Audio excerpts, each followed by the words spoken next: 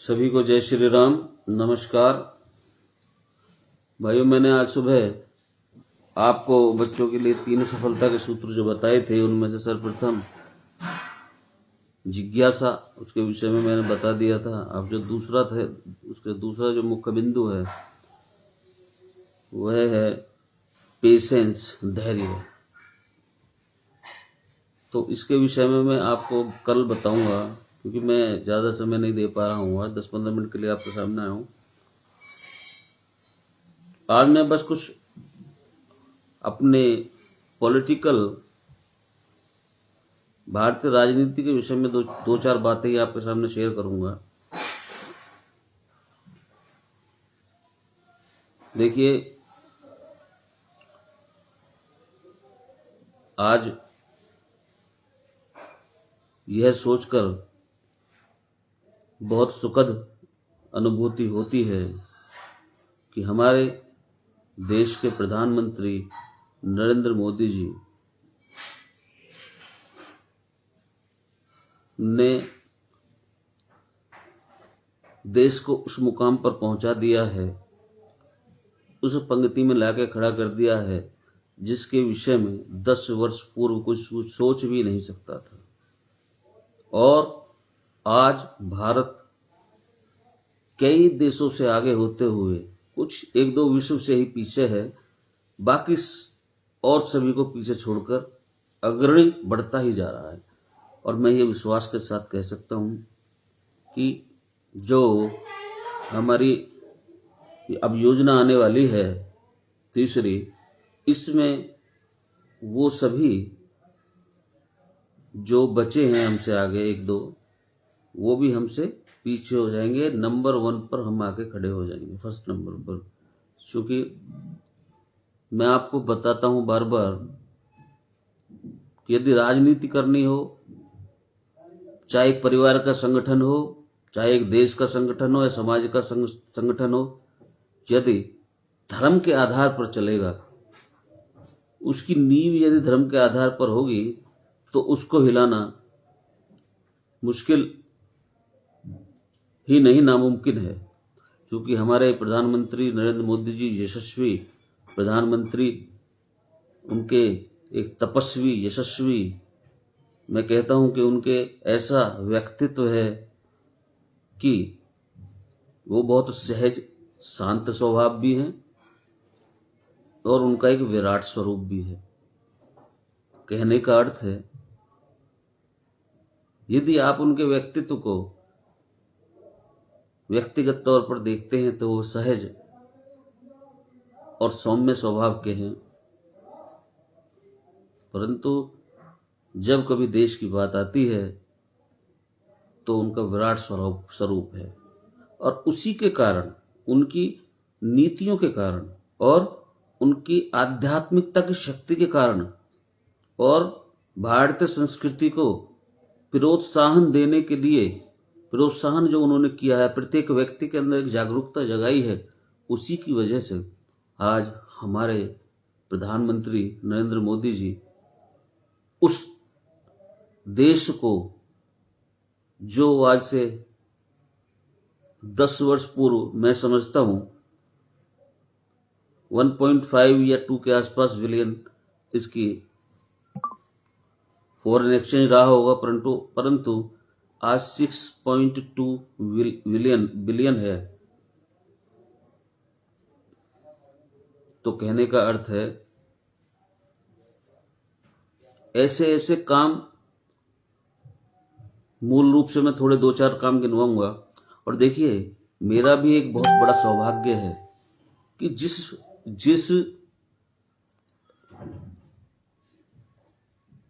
Party, जिन नेताओं को मैंने बचपन में सुना और जो मेरे अंदर हमेशा से जिस पार्टी के प्रति श्रद्धा भाव रहा, उसी पार्टी में मुझे एक जिम्मेदारी भी बख्शी है। तो मैं इसके लिए भी सर्वप्रथम तो मैं मोदी जी का धन्यवाद करूंगा कि उन्होंने ऐसा संगठन तैयार किया है और आज उस संगठन को वो ताकत दी है कि विश्व का सबसे बड़ा संगठन है। उसके बाद मैं जिलाध्यक्ष गौतम बुद्ध नगर के जिलाध्यक्ष राजेंद्र मावी जी का भी बहुत बहुत धन्यवाद करता हूँ, जिन्होंने मुझे जिम्मेदारी देकर मेरे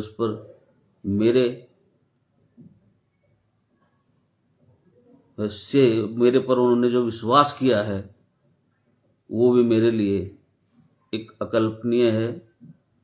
और मैं ये विश्वास दिलाता हूँ कि निस्वार्थ भाव से सेवा पार्टी की और जनता की मैं अवश्य करूँगा, क्योंकि यही मेरा जीवन का उद्देश्य भी था कि यदि मुझे कभी मौका मिले जीवन में तो मैं पार्टी, और मैं इसी पार्टी के माध्यम से केवल भारतीय जनता पार्टी, क्योंकि मैं आपको बता चुका हूं पहले भी कि जब मैं 10वीं क्लास में था तो मैंने सबसे पहले अटल जी को सुना था, परंतु उस समय मैं इतना नहीं जानता था और इतना जागरूक भी नहीं था कि मतलब राजनीति क्या होती है। लेकिन ज्यों ज्यों मैं बड़ा होता चला गया, उसी स्थिति उसके बारे में मुझे पता चला कि देश की राजनीति आखिर है क्या और क्या नहीं है, राजनीति क्या होती है। तो अटल जी तो विराट व्यक्तित्व तो थे ही, वो तो मेरे लिए सदा पूजनीय हैं। उन्होंने अकेले व्यक्ति ने एक इतना बड़ा, उन्हीं की देन है, उन्हीं की रखी हुई नींव की एक ईंट है, जो वो ईंट जब संसद में जाकर बैठी 1957 में, तो उस एक ईंट के ऊपर ईंट ईंट ईंट रखते हुए एक भव्य निर्माण होता चला गया, एक विराट निर्माण हुआ। और वह निर्माण भारतीय जनता पार्टी, सभी जानते हैं भारतीय जनता पार्टी, उसका संगठन आज विश्व में नंबर 1 पर प्रथम स्थान पर आता है। तो कहने का अर्थ है, अब कुछ विषय ऐसे हैं कि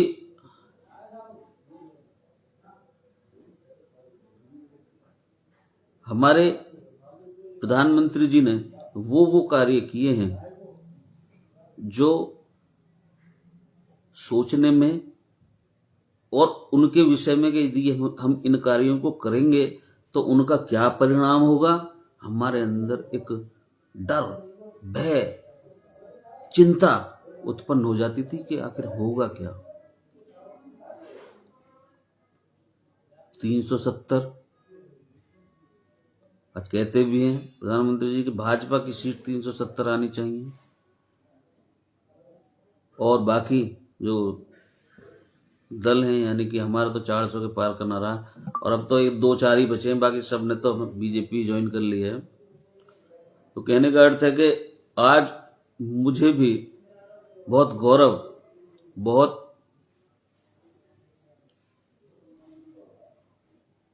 उत्साह भी है मेरे अंदर, और मैं बहुत गौरवान्वित अपने को आपको महसूस करता हूं कि मुझे परमात्मा ने उस कालखंड में जन्म दिया जिसमें नरेंद्र मोदी जैसे व्यक्तित्व, विराट व्यक्तित्व के नेतृत्व में देश प्रगति की राह पर चल रहा है, और उसी कालखंड के में मुझे जन्म दिया। तो मैं इसमें परमात्मा का, भगवान श्री राम का, गुरु श्री राम का भी बहुत बहुत धन्यवाद करता हूं। मोदी जी ने वो काम करके दिखाए हैं, महिलाओं का, कांग्रेस ने हमेशा उनकी वोट का इस्तेमाल किया, परंतु महिलाओं के लिए उन्होंने कुछ ऐसा कदम नहीं उठाया जिससे महिला, हमारे देश की जो नारी शक्ति है, उसको वास्तव में लगे कि हाँ मैं शक्ति हूं।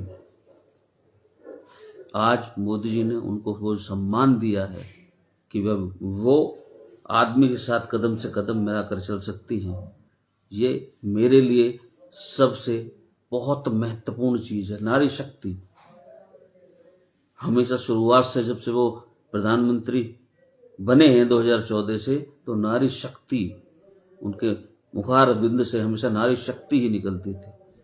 तो आज उन्होंने वो जो उनकी मन की अवधारणा थी उसको एक रूप दे दिया, साकार रूप दे दिया है और हम बहुत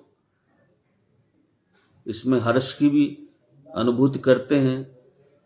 और ये जो कार्य किए जा रहे हैं जितने भी, भविष्य में इनके बहुत अच्छे परिणाम देखने को अवश्य मिलेंगे। और देखिए, भारत जो क्या नाम है इंडियन पिनल कोड था, उसके स्थान पर जो पहले अंग्रेजों के टाइम से लागू था, भारतीय दंड संहिता का जो कानून यानी कि वो लागू की है पद्धति अपने इसमें क्या नाम है अपने कानून में, यानी अपने संविधान के में वो उसको लागू किया है। ये भी अपने आप में एक बहुत बड़ी अहमियत रखता है।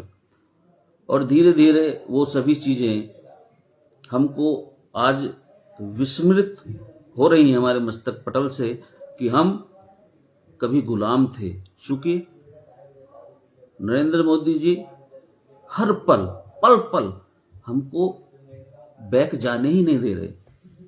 कभी कुछ, इस दिन ये, नेक्स्ट 2 डेज ये, कोई ना कोई ऐसा अचंभित करने वाला काम कार्य कर रहे हैं जिससे हमको लगता है कि हमको हमारे साथ ऐसा कभी हुआ होगा। और मैं आपको बता रहा हूं, ये सारे नाम जितने भी ये शाहजहां रोड, अकबर रोड, ये जितने भी हैं उनके, ये सब समाप्त होनी है और होनी भी चाहिए। हमारा क्या लेना देना उनसे, जो कि हमारा इतिहास है। एक विचित्र एक लेखक थे, वो आए भारत में, तो उन्होंने जाके लिखा कि भारत में मैंने एक बहुत विचित्र बात देखी है कि वहां पर उन लोगों के विषय में पढ़ाया जाता है जो भारत के शत्रु रहे हैं, जिनसे भारत हमेशा लड़ा है, परंतु उनके विषय में नहीं पढ़ाया जाता जो वास्तव में भारत के लिए लड़े। कांग्रेस के जमाने की बात है, 1995 या 94 के आसपास की बात है। तो उन्होंने बाकायदा लिखा था अपनी उसमें, एक बुक थी उनमें। तो मेरे कहने का अर्थ ये है कि, और देखो मैं एक बात और कहता हूं सभी से कि हमारे प्रधानमंत्री हमारे लिए इतना कर रहे हैं, हमारी भी तो कुछ जिम्मेदारी बनती है अपने देश के प्रति। आपको याद होगा, मैंने आगे एक बार आपको बताया था कि जापान में चाइना के साथ किसी विषय को लेकर बहुत बड़ा विवाद हो गया, तो बिना किसी गवर्नमेंट, बिना किसी सरकार के आदेश के वहां के नागरिकों ने स्वयं चीन से आने वाला आयातित सामान को इस्तेमाल करना पूर्ण रूप से बंद कर दिया। ये है देश की जनता की जागरूकता, अपने देश के प्रति जो श्रद्धा है, अपने देश भक्ति की भावना। तो ऐसा नहीं है कि केवल और केवल प्रधानमंत्री जी का ही कार्य है। और अब मुझे बहुत गर्व की अनुभूति होती है, मैं बड़ा हर्षित भी रहता हूं कि चलिए परमात्मा ने जो दिया, और वो भी एक से एक महान व्यक्तित्वों के नेतृत्व में, नरेंद्र मोदी जी, जेपी नड्डा जी, जो कि अपने आप में एक से एक बहुत विद्वान हैं, डोभाल जी, एस जयशंकर जी, ये वो लोग हैं, डोभाल जी, एस जयशंकर जी, जो जब बहुत बड़ा संकट देश पे कभी भी आया, उरी की स्ट्राइक हुई, वो हुई, सर्जिकल सर, ये सब इन्होंने कर, मास्टरमाइंड है ये। कहना बहुत आसान है कि आज भारत हमारा 10 साल में कितना परिवर्तित हो चुका है। कहाँ हमें कोई विदेशों में कोई पूछता भी नहीं था, और आज हम अगले आने वाले 5 सालों में सबसे आगे खड़े होंगे। हमको जगत गुरु बनना ही बनना है, क्योंकि हमारे राम मंदिर बनने से ये सीधा सीधा स्पष्ट हो गया। इसमें कहना ही क्या है, जब भगवान राम आ गए, विराजमान हो गए, तो अब तो हमारा ही राज होगा पूरे विश्व पे भाई। इसमें तो कोई इफ बट किंतु परंतु का कोई विषय ही नहीं है। परंतु नागरिक होने के नाते हमारे जितने भी कर्तव्य बनते हैं हमको उनको निर्वहन करना चाहिए। सब चीज़ मैं कहता हूँ, मैं बीजेपी का एक छोटा सा सिपाही हूँ, मगर मैं ये भी कहता हूँ कि हमें अपने स्तर पर भी नागरिकों को कुछ करना चाहिए। सब चीज़ केवल गवर्नमेंट पर, शासन पर, प्रशासन पर नहीं छोड़ी जाती हैं। कुछ विषय ऐसे होते हैं जो हमें अपने आप ही उनका सामना करना चाहिए, लेकिन हमारी गलती क्या होती है, हम उनके लिए भी गवर्नमेंट को ब्लेम करते हैं, जबकि वो कार्य हम खुद कर सकते हैं, परंतु गवर्नमेंट को ब्लेम करते हैं। अब आप देखिए कि राम मंदिर आते आते क्या क्या हमारे देश की प्रगति हुई है, उन्नति हुई है। ज्यों ज्यों राम मंदिर का आंदोलन बढ़ा है, त्यों त्यों हमारे देश की उन्नति बढ़ी है। और अपोजिट वाले जो राम के वो अपोजिशन में थे, वो नीचे होते चले गए हैं, और आज वो उस कगार पर आकर पहुंच चुके हैं कि बस समाप्त होने की पूरी उनकी आयु, यानी उनका पूरा कार्यकाल इस राजनीतिक क्षेत्र में भारतवर्ष से पूर्ण रूप से समाप्त हो जाएगा।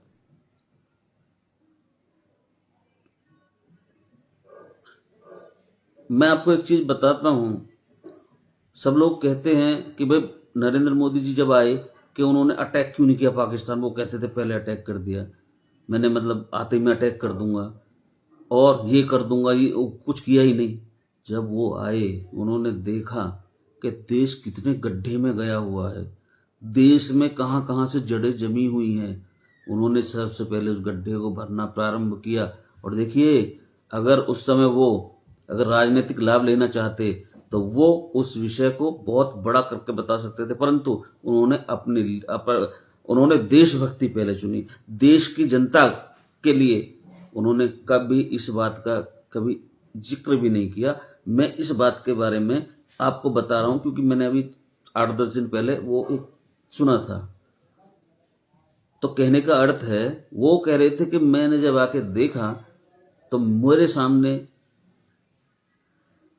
दो विकल्प थे। यदि मैं राजनीतिक होता तो उन सभी बातों को डिस्क्लोज करता, मीडिया के सामने लेके आता, परंतु मेरे अंदर देशभक्ति की भावना है।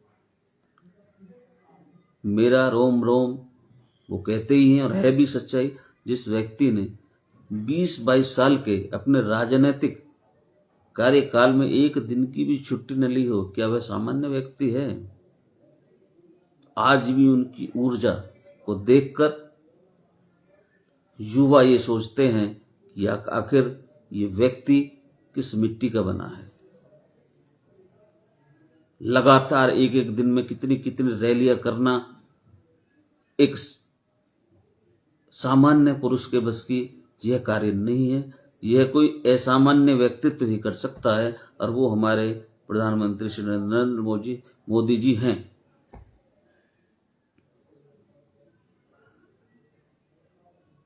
और एक विषय और लूंगा बस लास्ट, फिर मैं बंद कर समाप्त करूंगा। एक गाना आपने सुना होगा, सौदागर फिल्म का है, राजकुमार और दिलीप कुमार का, कि इमली का बूटा और बेरी का बेर और इस जंगल में हम दो शेर। तो दो शेर, एक शेर तो हमारे हैं ही प्रधानमंत्री जी, और दूसरा शेर हमारा कौन है? योगी आदित्यनाथ जी। इन दोनों की जोड़ी योगी आदित्यनाथ जी कुछ सामान्य व्यक्ति वो भी नहीं है। दोनों सन्यासी हैं, वो भी सन्यासी है, वो भी सन्यासी है। कोरोना के काल में जब कोरोना की जैसे पेंडेमिक की स्थिति हमारे देश में खड़ी हो गई थी, पूरे विश्व में ताले लग गए थे, उनके फादर एक्सपायर हुए थे, परंतु वो उन्होंने अपने कर्तव्य को प्राथमिकता दी। उनको नोएडा आना था, वो नोएडा आए, वहां नहीं गए। तो कहने का अर्थ है, ये सब चीजें कहना बहुत आसान होता है, मुंह से निकालना। अब एक बात बताइए, भारतीय राजनीति में भारतीय जनता पार्टी ने क्या कभी अपना कोई भी मुख्यमंत्री या कोई भी प्रधानमंत्री कभी घोषित किया? केवल मोदी जी को ही 10 वर्ष पूर्व में उनको घोषित किया, क्योंकि वो आवश्यकता थी। अगर नहीं करते तो देश बर्बाद हो जाता पूर्ण रूप से।